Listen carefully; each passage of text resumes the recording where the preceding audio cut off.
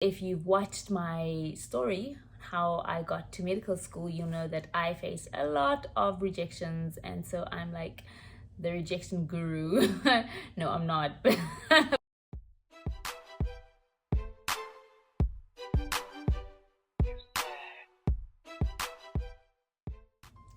Sanbonani Dumelang, Tobela Lekai, Lina Lakake Nukumokobi, and welcome back to my YouTube channel. If you are a returning subscriber, you are the real MVP. Thank you for joining me again. And if you're new here, please do hit that subscribe button because we are on a mission. Let's go. So I've been away for a minute, and if you follow me on the gram, you will know why. If you don't follow me, this is your chance. But I'm back now. And I'm going to be answering one of the most popular questions that I get in my DMs, not in my comment section, but in my DMs. And this is regarding how to handle rejection or defeat. Because if you've watched my story, how I got to medical school, you'll know that I face a lot of rejections, and so I'm like the rejection guru. No, I'm not. But I do have some steps, practical steps that I can give you to take to help you on your journey and to help you face rejection with a lot of like oomph and an attitude of triumph. So let's get into it. The first thing that I'm going to tell you is basically to do some internal work, and that is in the form of knowing that you deserve better and that you don't have to accept whatever like defeat that you get. There is always something better out there for you. And this is literally something that you can apply, whether it is in your personal life, like in relationships and friendships, even like if you write a bad test and it's a rejection, which is like a fail, knowing that there will still be another test means there is something better out there for you. You can always try again. If a relationship fails, you know that that was not the last human being on this planet. There are like 2 point what not billion people on the earth. So you still have another chance. And even in friendships that don't work out, as much as good as that friendship might have been, you know that there is always someone who is better aligned to your life, your goals, your values, and that is not the end of the world. This is something that I had to learn at a young age, and I'm glad I did, because now I can live by that as well. And so just knowing that you have to do the internal work, that is not the end of the road. It's not the end of the world. You need to accept that there is something better out there for you. Literally, that is practical step number 1.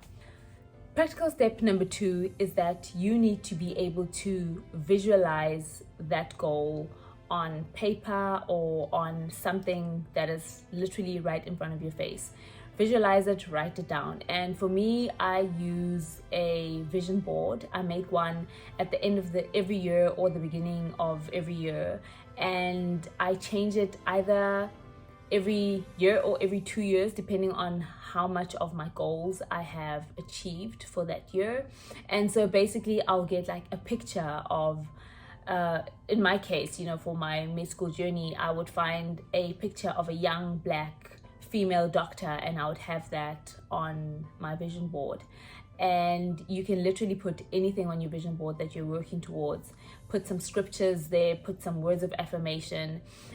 So you're also, in doing so, you're actually saying that it is not just in your own strength that you're going to achieve this goal, but that there is a higher power that you are acknowledging to help you through this journey of achieving your dream. And what that does is remove the pressure off of you to achieve this thing by yourself. But by visualizing it, you're making it a subconscious thing, that you're not constantly like, okay, this is something that I do once a year. No, it's something that you have at the back of your mind always, so you are walking in it subconsciously. And so you're making it your reality. And for me, I would put this vision board as my screensaver or my wallpaper on my phone, so that I'm constantly being reminded of it. And in that way, I'm technically like manifesting it, if I can use that word, and bringing it to life. So that is literally practical step number 2. Okay, so practical step number 3, I find, is the more difficult one, but also probably the most effective. And this is to re-evaluate your strategy. And that is either your application strategy or your entrance strategy. So in my case, reevaluation literally looked like applying for a new degree. And when you start reevaluating, why I say it's the most difficult step is that it is so time consuming. It looks like such a huge task, because for me, having to study a new degree when I already had one meant that I have to put in an extra 2 years of work. I need to study while working. I need to find a budget, or be able to finance my studying. So it literally takes up more effort and resources. But maybe if I had done that 4 years ago, it wouldn't have taken me 8 years to get on my journey. So the earlier you re-strategize, reevaluate, the earlier you can implement different techniques that will get you closer to your dream. This could look like volunteering at like an organization, an NPO, NGO, at a clinic, hospital, or something, to get more skills that you can actually put onto your CV. So you want to do things that are that can be that you can use to market yourself, basically.